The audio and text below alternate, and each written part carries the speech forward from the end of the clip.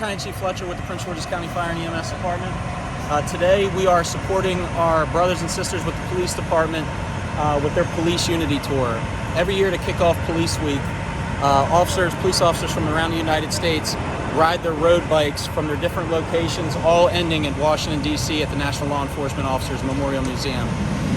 As a token of our appreciation for what they do each and every year and to support them throughout this long ride, we set up our ladder arches to show our patriotism and support for what they're doing. So today's the final day. They're in their final home stretch to make it to Washington, D.C. They have one more stop at the Prince George's County Police Division 3 station, and then they'll be homeward bound to Washington, D.C. at the National Law Enforcement Officers Museum. On behalf of the men and women of Prince George's County Fire and EMS, as well as Prince George's County Police and the Police Unity Tour, we'd like to thank the residents and citizens of Bowie. I know that some road closures this morning caused a little bit of chaos, but we really appreciate your support in allowing this to happen and ensuring that the roads are shut down and safe for these officers to ride.